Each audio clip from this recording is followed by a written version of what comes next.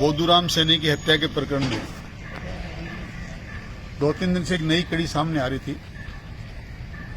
गांव के काफी लोग कल मेरे से मिलने आए थे।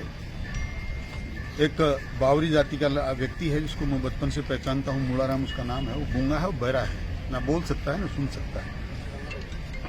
ये उसका कोई एविडेंस मुझे कल बताना चाह रहे थे। मैंने उसकी बात को माना नहीं कि मूलाराम गूंगा भी है, बहरा भी है, और आप लोग मुझे समझा भी नहीं पा रहे, वो भी बोल नहीं पा रहा, तो मैं इस बात से संतुष्ट नहीं हूँ। गांव के लोग चाहते थे पुलिस भी हमारे साथ जाके वहां देखे। पुलिस तो किसी के बस में नहीं है, पता नहीं इनको तो कौन चलाता है। तो अपने आप में शायद कोई बहुत बड़ी जगह से गवर्न होते होंगे। पर मैं आज प्रातः 8 बजे उस गांव में गया और मूलाराम को मैंने साथ लिया। तो उसकी बातों से उसने सारे दृश्य को चल कर इशारों से मुझे समझाया।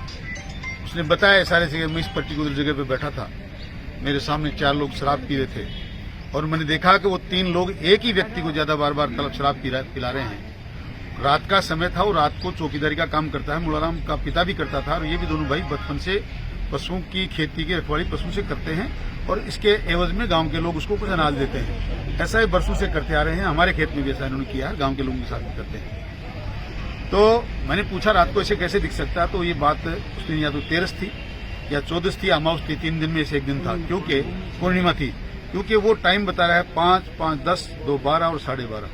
12:30 बजे चांद सिर पे था। उस वक्त मैंने देखा, उस वक्त विजन बहुत अच्छा होता है।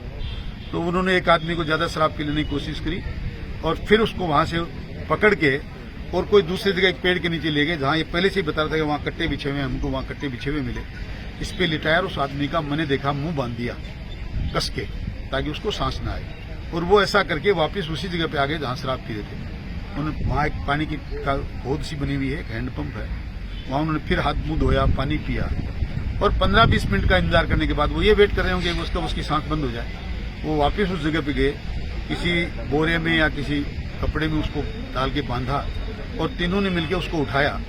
उन्होंने मुझे नहीं देखा, क्योंकि मैं फिर छुप गया किसी ओट में, और फिर उनके पीछे पीछे चला, और वो देख ना पाए, ऐसे छुपते छुपाते उसके वो जगह तक के आसपास तक पहुंच गया जहां उसकी लाश मिली थी। वहां के देखा, तब तक वो चारों जा रहे थे। आधे घंटे बाद वो लोग वापस जब आए तो उनके साथ 3 ही लोग थे। चौथा आदमी नहीं था, मिसिंग था, वो शायद बोधूराम था, और वो लोग अपने नदी की तरफ चले गए। ये भी अपने घर में चला गया, क्योंकि तब तक सुबह हो गई होगी। ये सारी बात हमने इनके डिप्टी साहब से बताई, जिन्होंने सुनने की कोशिश नहीं करी।